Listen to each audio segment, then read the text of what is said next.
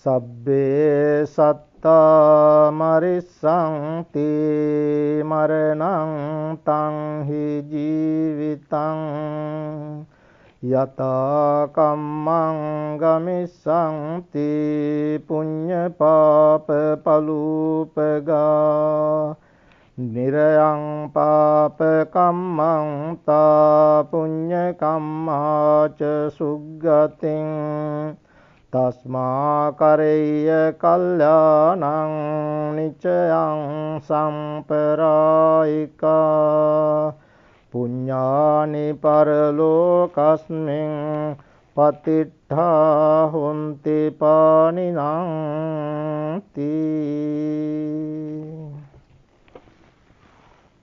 Friends, it is crystal clear to you all that for the last couple days we all have been doing wonderful meritorious deeds, different kinds of meritorious deeds. Tonight we are here to do the excellent meritorious deed, excellent dana. The Buddha himself said Dhamma dana. This is called Dhamma dana.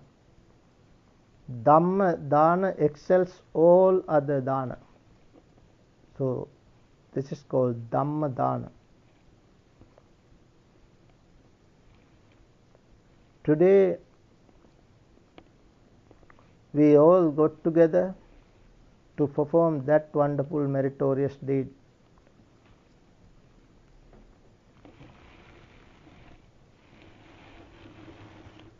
For this Dhamma talk, the stanza which I recited was from the Connected Discourses of the Buddha, the chapter called Kosala chapter.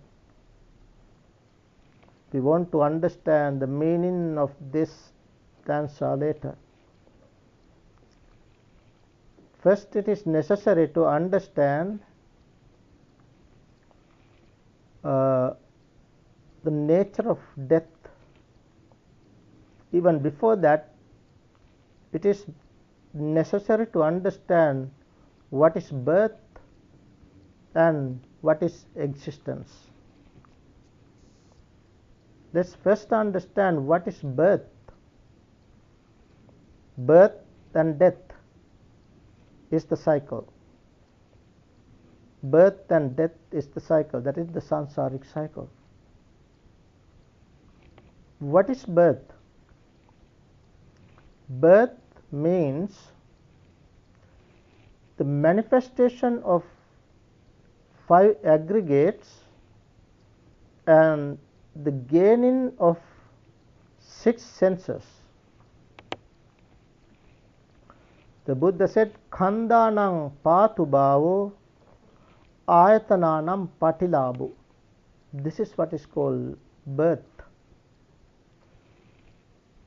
At the birth, with our conception in the mother's womb, we get 5 aggregates. And after a couple weeks, we get these 6 senses.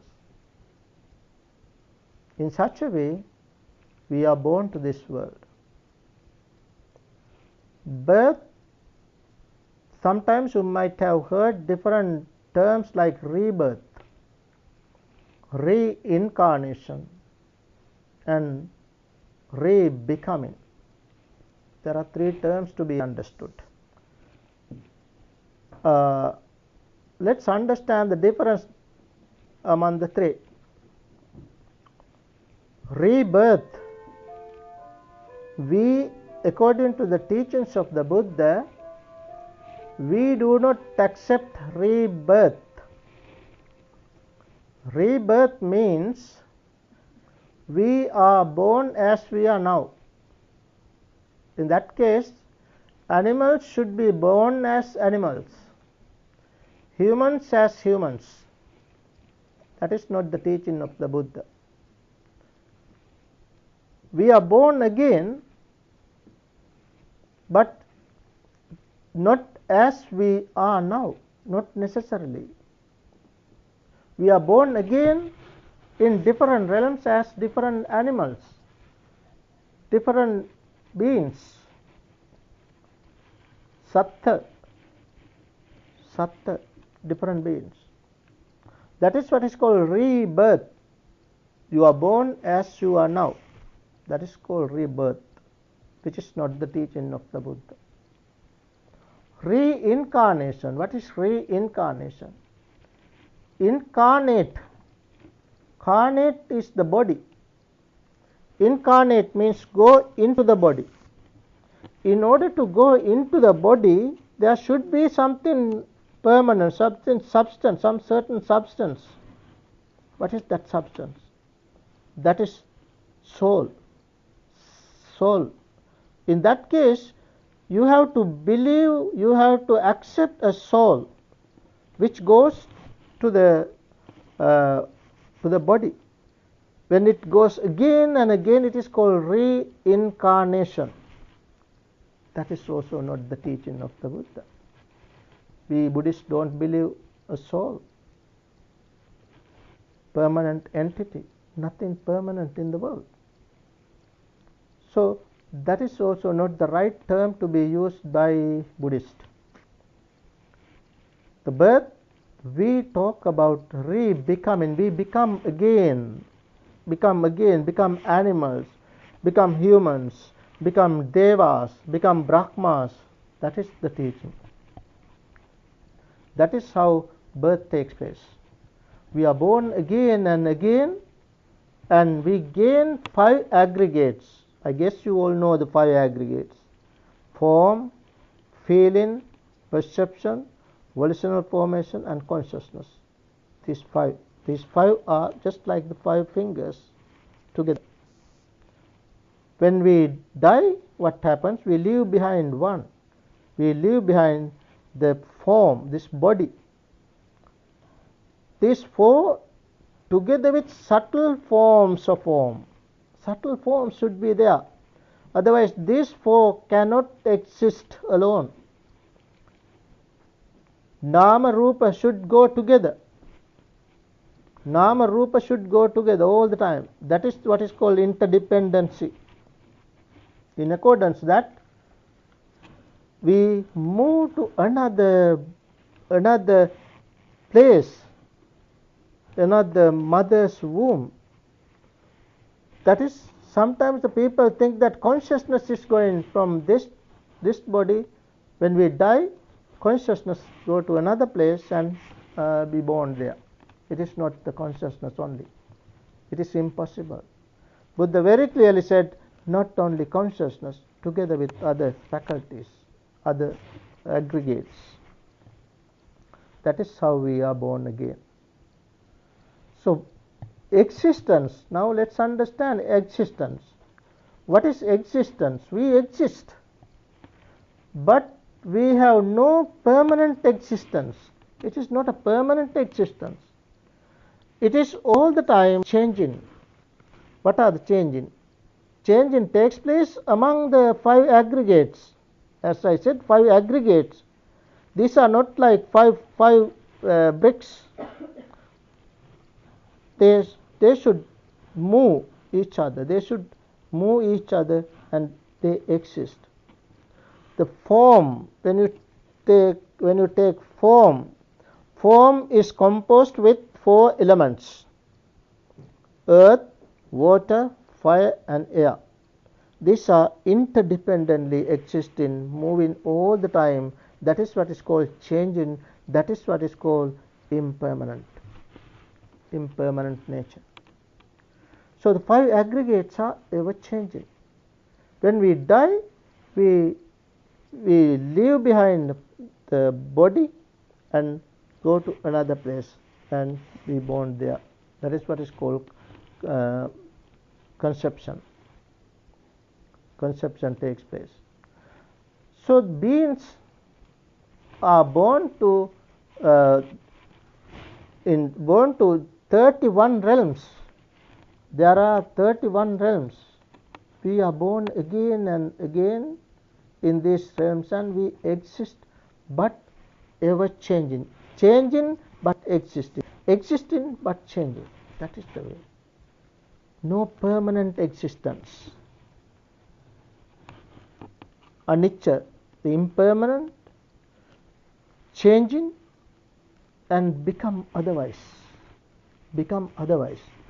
That is the nature of our existence. Now let's come to understand what is death. Death is inevitable. Once we are born, death comes together with birth. Just like if you have seen some mushroom, there are some kind of mushroom. When the mushroom comes up, it has some soil on the top. Just like that, whenever we are born, death is there. We come with death. So death means dissolution. Dissolution, disintegration, disunion of what? Of the five aggregates. Dissolution of the five aggregates. Disintegration of the five aggregates. That is death in short. Death, when it takes place, how it happens? In this body there is the what you call life, that is the vitality of the body, that is called ayu in Pali, ayu. Then there is heat, ayu and usma. Then there is consciousness.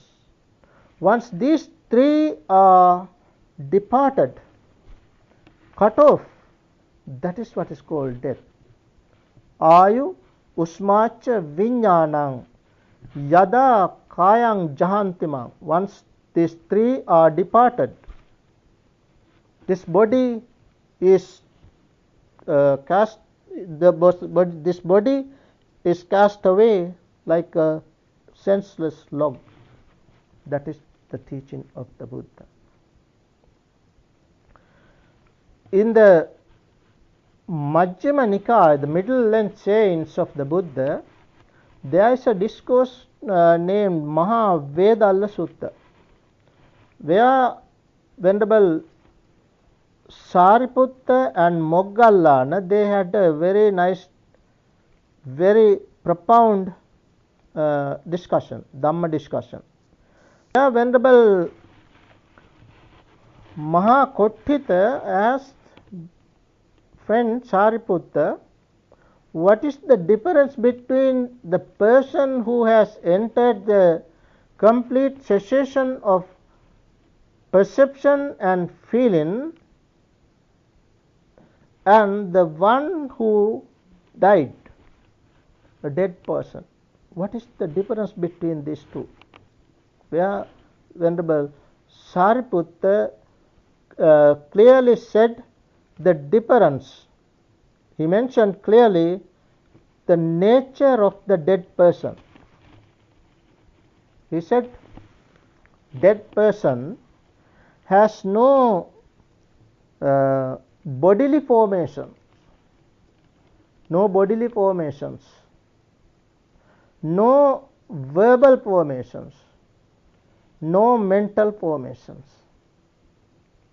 Bodily formations means breath, no in-breath, no out-breath. Verbal formation means thinking and examining, no such things in the dead body. Then mental formations means feeling and perception, no such things in the dead body. Then vitality is exhausted, no vitality, no ayu. Heat is dissipated, no heat, dead body.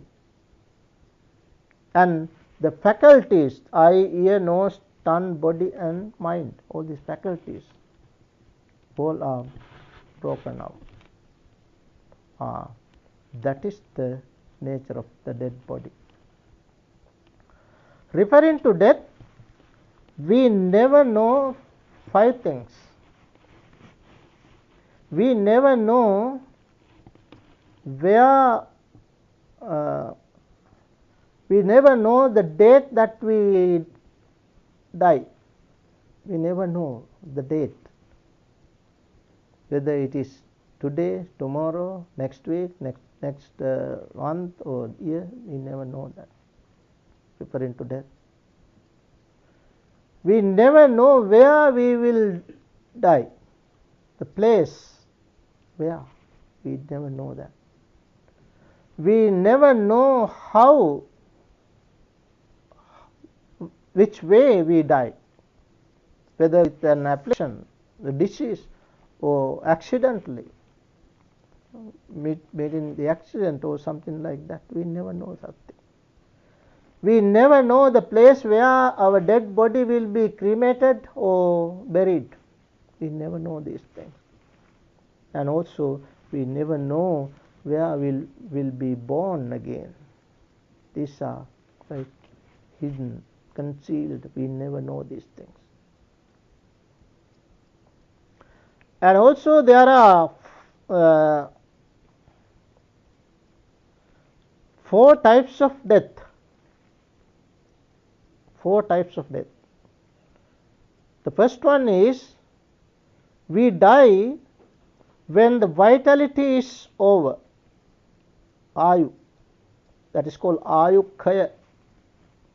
No vitality. Then we have to die. Then the second one is karma. With the cessation of karma, we die. That means the karma that we brought here is ceased. Once the karma is ceased, we have to depart. That is the second method. The third is cessation of both vitality and karma. The fourth one is accidentally. These are different types of death. Death, the Buddha said, all beings die. That is the stanza we recited at the beginning of this talk. I recited in Pali, Sabbe satta marissanti. Let's understand the meaning of this stanza now. Sabbe satta marissanti. All beings die. All beings. When you talk about all beings, beings in the world are categorized into 4 different groups according to the teachings of the Buddha. Buddha gave a first category, first group as Tassa and Thavara. That is one group. Tassa and Thavara beings in the world. Who are Tassa? This is from Karaniyametta Sutta. You all know the Karaniyametta Sutta, where you recite Tasava, Thavarava, Anavasesa, like that. That is where Tassa and Thavara. Tassa means the beings that those beings who can move, movable beings, moving beings. They can move here and there. Thavara is like fixed being, Thavara being. They cannot move but stay one place. So in such a way, the Buddha categorized all beings into these 2, and thereafter you can, as you recite, Digavaye, Mahantava, Majjama, Rasa, Anuka, Tula, 12 types. These 2 categories, 2 groups are again subdivided into 12. That is one category, one group. Then the second one is Ekaja, Dvija. Beings are divided into 2, Ekaja and Dvija. Ekaja means once born. In the world there are beings, once born beings, and there are 2 twice born beings. Once born beings are like humans, we are born one time from the mother's womb. And twice born means those beings born in the egg first and then come out of the egg. That is what is called twice born beings. And then the third group is called, third group is Andaja, Jalabuja, Sansedaja, Opapatika. There are four kinds of beings in the world. According to that category, there are four kinds of beings. Andaja, beings born in eggs. You know, eggs. Eggs are there for the beings to be born. Eggs are there for the beings to be born. If we destroy it, we destroy it like the mother's womb. You destroy the mother's womb like that. So Andaja is the first. Then Jalabuja. Jalabuja means beings are born in mother's womb. Sansedaja, beings are born in moisture. Then Sansedaja. Opapatika, beings are born without the unions of parents. Without the parents' union. Spontaneously born beings. You know, there are spontaneous beings in the world. Some people, they don't accept this. They don't believe this. They don't believe such things, don't accept this with facts. That itself is the way to show that they are not in right understanding. They are in wrong understanding. No sammaditthi. No sammaditthi. If they have sammaditthi, we have to accept with fact that there are spontaneous beings such as devas, brahmas, hungry ghosts, yaksas. All these are called spontaneous beings. So that is another category. And the last one is beings are categorized as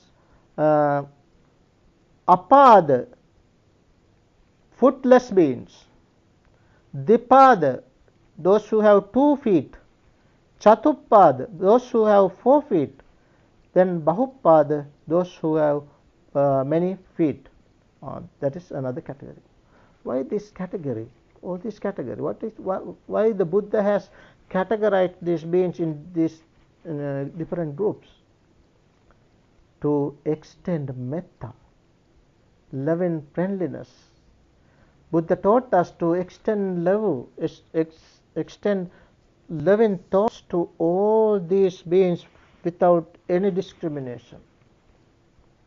So, of all these beings, there is something common. What is that common? What is that? Death. All these beings die. That is why the Buddha said, in that stanza, the Buddha said, all beings die. Sabbe satta marissanti. Then what happens? Maranang tanghi jivitang. Some people believe that once they die, finished. After that, nothing happened. So they believe only this life. No, it is not the teaching. It is not reality. It is not the nature. The nature is that once you die, if you have not destroyed your defilements, you will be born somewhere. Why? You have craving, you have attachment. If you have attachment, you with your departure, with your death, you cling to another place. Then you will be born there. That is what is happening. So the Buddha clearly said, this life, only this life ends with death. Not after that. After that, what will happen? Buddha explained. Maranang tanghi jivitang yatha kammang gamissanti. Afterwards, what happened? That consciousness, together with other aggregates, other aggregates means there is an aggregate called volitional formation aggregate, which is karma. With that karma, the departed ones takes another place. Sabbe satta marissanti maranang tang jivitan yata kammang gamissanti karma. According to the karma done, he or she will be born somewhere else. Buddha in the Dhammapada very clearly said, all beings, all actions are led by the mind. Mind is their master, mind is their maker. Act or speak with a defiled state of mind, then suffering follows. Suffering is the karma. That suffering, that karma follows him like the wheel of the cart that follows the foot of the ox, drawn ox. That is how karma comes alone. And it is good side, opposite. Buddha said, all actions are led by the mind. Mind is their master, mind is their maker. Act or speak with the pure state of mind, then happiness follows him like the shadow, like your own shadow that will never depart you. That is what is called good karma, punya karma. If you have done punya karma, good karma, then punya karma, good karma follows you like your own shadow. That is the nature. Then Yata kammang gamissanti punya papa palupaga nirayang papa kammanta, those who have done papa, evil, will be born in hells. In Buddhism, we all have to understand clearly, we talk not only one hell or one heaven. In Buddhism, we talk about many hells and many heavens. So, those who have done evil, unwholesome deed will be born in hells, such as animal realm is a hell. Animals. Hungry ghost realm, in such places they will be born. Those who have done good deeds will be born in heavens. Punya kammacha suggati. Therefore, the Buddha's instructions is do more and more good deeds. Tasma karaya kalyanang. Kalyanang, good deeds. Do more and more good deeds. Why? These good deeds is good deeds, meritorious deeds are necessary for those who go to the next world. That is why Buddha taught us to do more and more meritorious deeds. So, in such a way, we have to understand the way that we are born again and again in this samsara because of our actions, our karma. Karma is a vital thing, most important thing. Why we are born again and again? Why we are born again and again? Because of attachment. Attachment comes to be because of craving. When we have attachment, we attach to different worlds. As I said earlier, 31 realms. In the 31 realms, we are born again and again. That is called, these 31 are condensed into three. Three bhava, they are called bhava. It is because of attachment, bhava, existence comes to be. Because of existence, birth comes to be. Because of birth, death and decay. Decay and death comes to be. Decay and death comes to be. That is according to the dependent origination. if we go reverse, dependent on craving, as I said, the dependent on craving, attachment comes to be. If we go the reverse way, it is because of feeling, craving comes to be.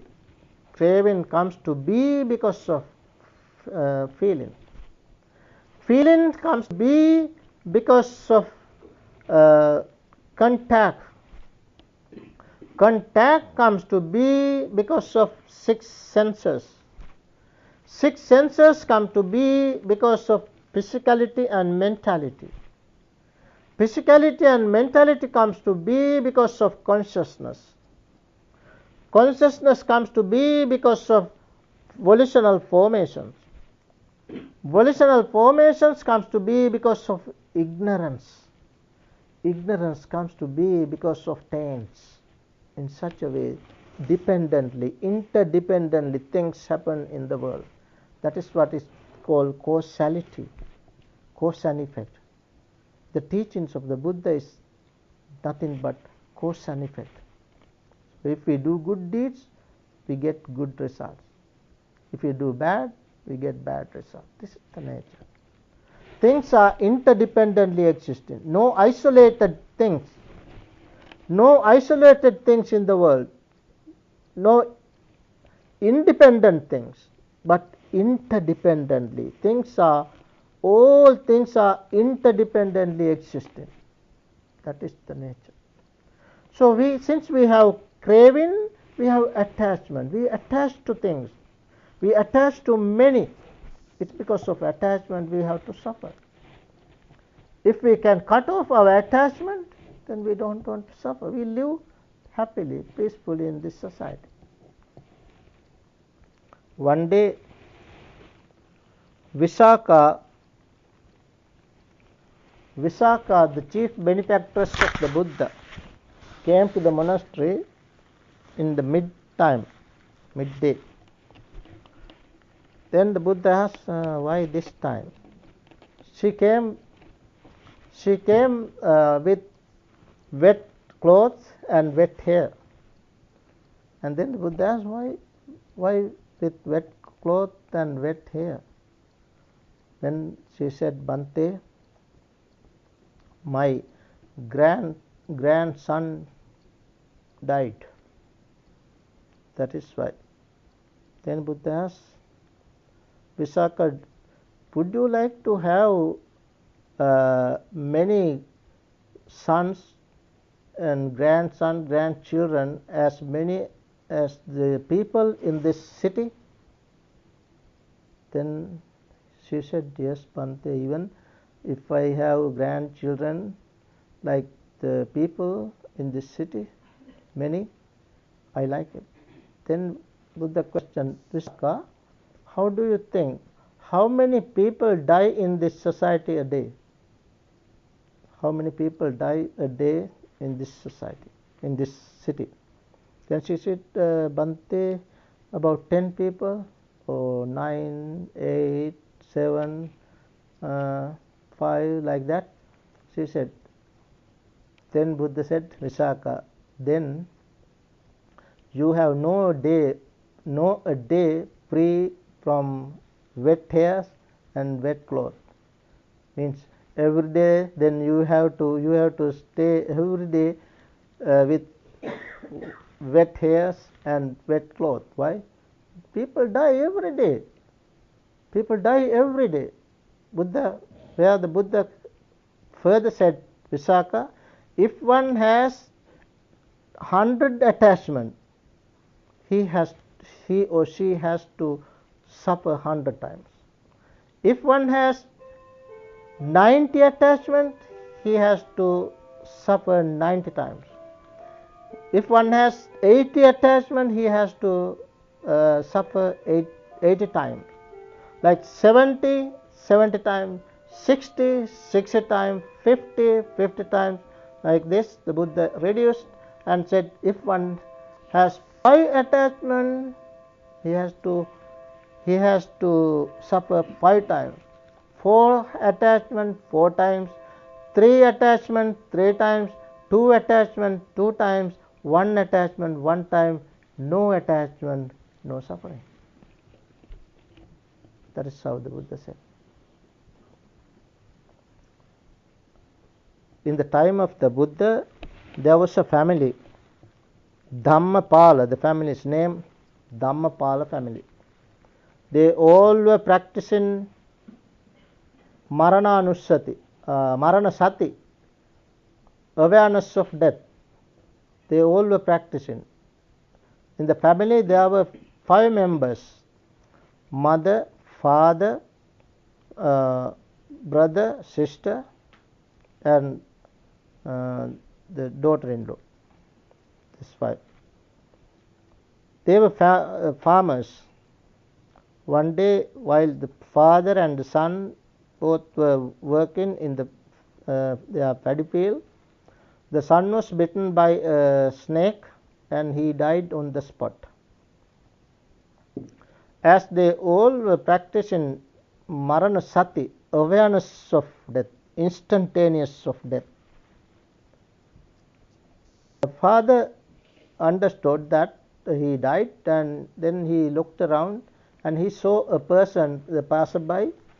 He called him and asked him to tell their family members to bring lunch only for one person, and ask them all to come to the paddy field.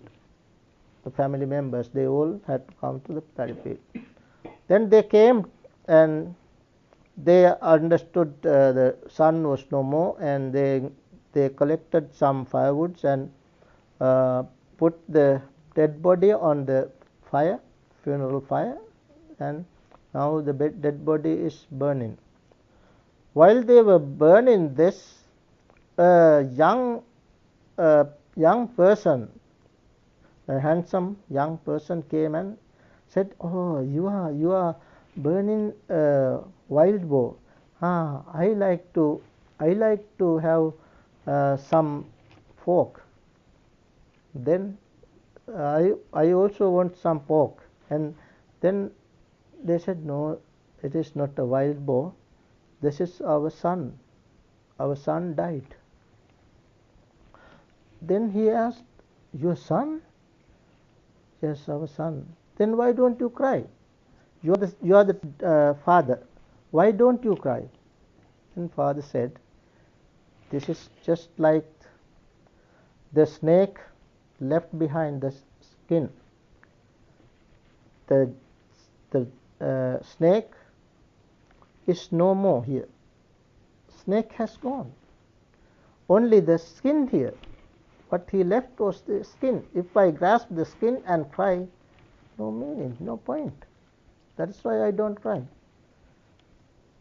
Then he went to the mother and asked, "As you are the mother of the dead one, dead son, so why don't you cry?"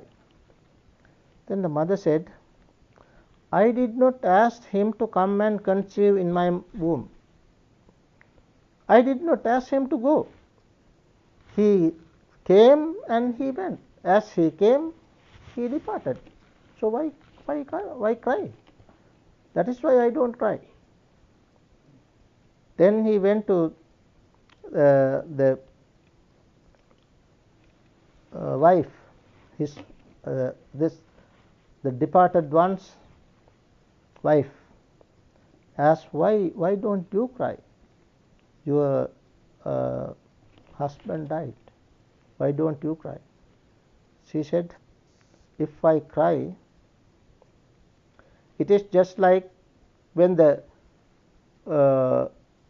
pot is broken, just having the pot, from the time that it was made, it is fragile, it is breakable. Anytime it has tendency to break. So when with the departure of the person, if I die, just like crying for the breaking pot. So it is meaningless. That is why I don't cry." Then he went to the sister. This person was the person who died. He was born in heaven, and he observed what is going on here. He wanted to come and test them. That is why he came. And as the last person, he went to the sister and asked, why don't you cry? You are the sister of the departed one. So she said, I don't cry because it is just like crying for the sun and moon. So in this manner, when we practice Dhamma, we can understand things properly, better. That is why, friends, we want to understand the Dhamma. Whenever things happen like this, we have to contemplate, we have to think again and again, and we have to come to the right understanding. We have to understand clearly the real nature of our life. What is more important is not the way we are born to this world and the way that we depart this world. What is more important is the way that we live in this world, in this society. So if we do good deeds, if we practice as the Buddha has taught us to practice generosity, morality, and meditation, if we practice in this manner, we can be happy here and hereafter. The Buddha said, the doer of good deeds rejoices here in this world and the hereafter. That is why we want to do more and more good deeds. Finally, Venerable Sariputta once taught us how to gain a good birth. How can one face death happily, peacefully? That is good death. Good death. How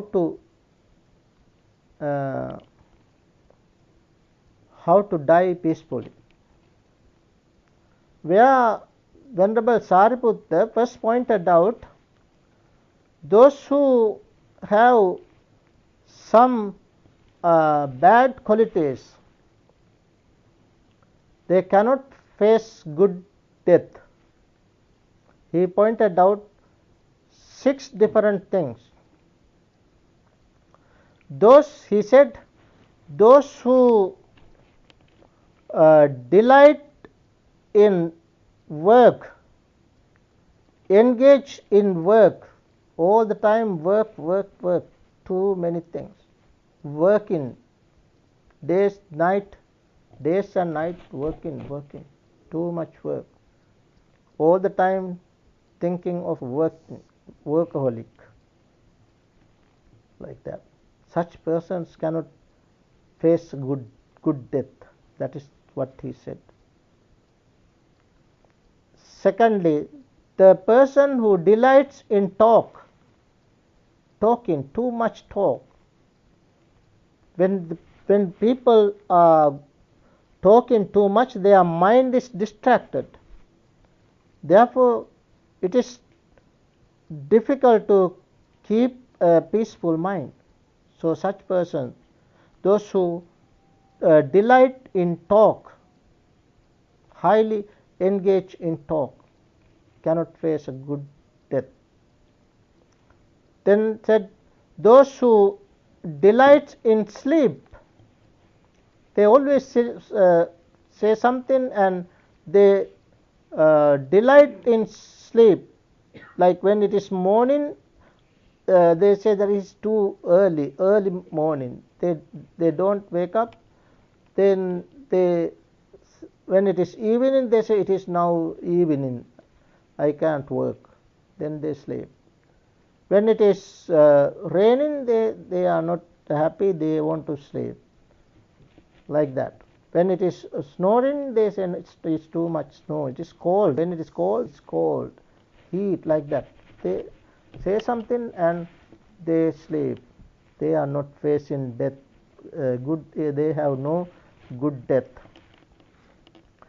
And then said, those who delight in company together, always want to get together and talk, lengthy talks, gossips, such things, frivolous talks, then they do not face, they do not have good death. And the next one, those who have bonds, those who have attachment, attached to many things around, things animate or inanimate, such persons have no good death. And finally said, those who have proliferation means increase in defilements, they have no good death. And they are opposite, pointed out clearly. Those who have less burden with work. We have to work, but we have to understand work, we have to limit. Otherwise, what happens? We work days and nights, we have no time to keep a peaceful mind. We try to earn. Days and nights we are working, and finally we die sometimes on the highway. We die without peaceful mind. That is why Venerable Sariputta said, it is quite impossible to those who delight in works to face death, peaceful death. Those who have less burden, less work. In the Karaniya Metta Sutta, the Buddha said, Appa kicchocha salla uka utti. Appa kiccha means few duties, not responsible to many things. People, work means that it doesn't mean that you are on working for your life. You have to work.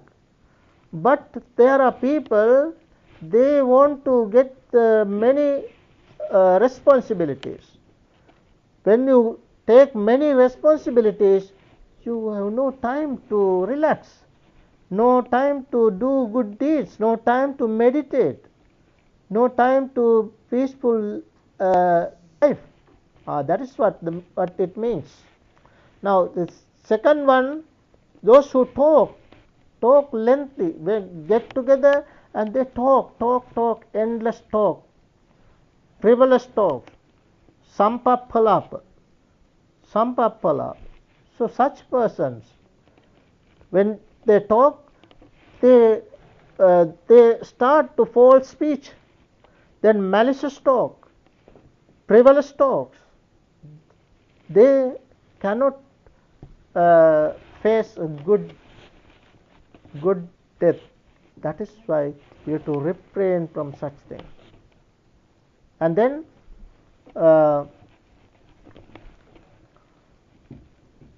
sleep. Those who sleep, we have to sleep. We have to sleep enough. But we should wake up at the right time. We have to work, we have to meditate, we have to do our own things in daily life. Then we can live a happy, peaceful life. And we can close our eyes with happy mind, peaceful mind. That is what is called good death. Then those who get together, company, they got together, the party is like, they get together and they use their time for unnecessary things, sometimes doing unwholesome things. Therefore, the Venerable Sariputta said, those who delight in company, they cannot face a good death. Then said, those who have attachment, We attach to things. We attach to many things, like animate, whether animate or inanimate things. We attach to things. We have to cut down our attachment. We have to understand attachment. Attachment must be cut off. If we have no attachment, if we have less attachment, then our mind is peaceful. We can live happily, peacefully. And then said proliferation. This is quite a big word. Proliferation means increase our defilement. That is through our six senses. As we have the eye, ear, nose, tongue, body and mind. Here we have the eye, there the form. When we have eye and form, consciousness arises in the eye. Then meeting of these three is called contact. It is because of contact feeling takes place. Feeling comes to be. It is because of feeling perception comes to be. It is because of perception thinking